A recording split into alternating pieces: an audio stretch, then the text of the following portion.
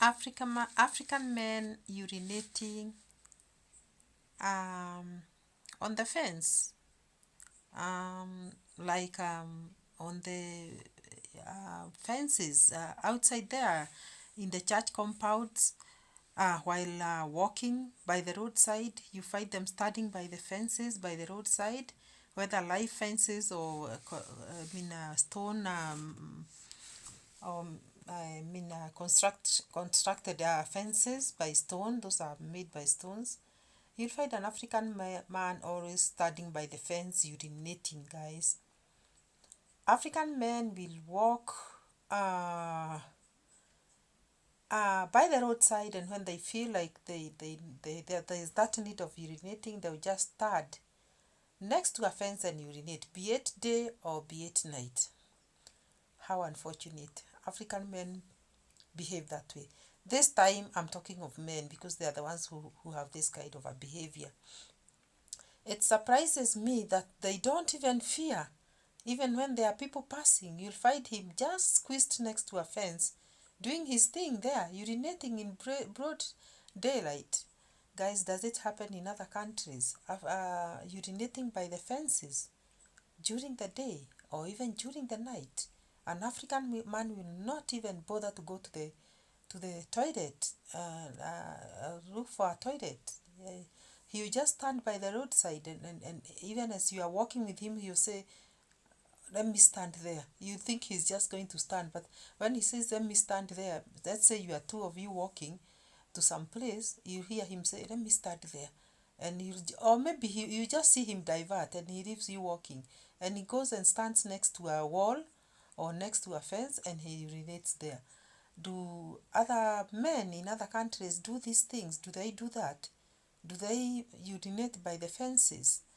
By the way, I don't think this is a very good behavior. It's a very unfortunate behavior. African men should style up, and like in the back streets in the city, if you pass through a back street, you'll just get to smell the smell of urine, a lot of it, because African men will just urinate by the back streets, anywhere which is a bit hidden. They'll just stand there and urinate, and it is very, very unfortunate.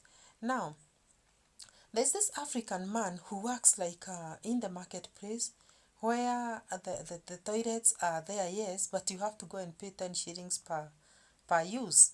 If you want to use a toilet, there is always a person who is charging you 10 shillings there and giving you a piece of tissue so that you enter the toilet. I've noticed that those that work in the marketplaces, they don't want to pay the 10 shillings and enter the toilet and urinate there. What they do is they leave their stalls if they are working in a market stall, and they walk to the nearest fence and they urinate there to save the 10 shillings. I don't even think it's a matter of saving the 10 shillings.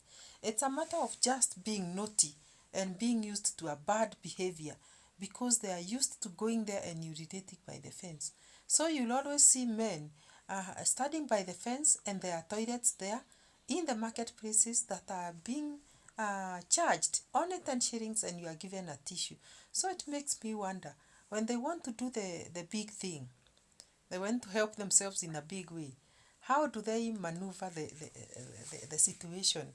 Um, or is that the only time that they now can pay or enter a toilet and pay the 10 shillings when they want to go on a long call? I think that is the only time they do it. But any other time, a man will always stand by the roadside and urinate, by the back street and urinate without any shame, and even walk back to the place of work like he has done nothing. And suppose this person does some cookery or does some hotel work in the marketplace where they're supposed to cook food that is supposed to be sold to people.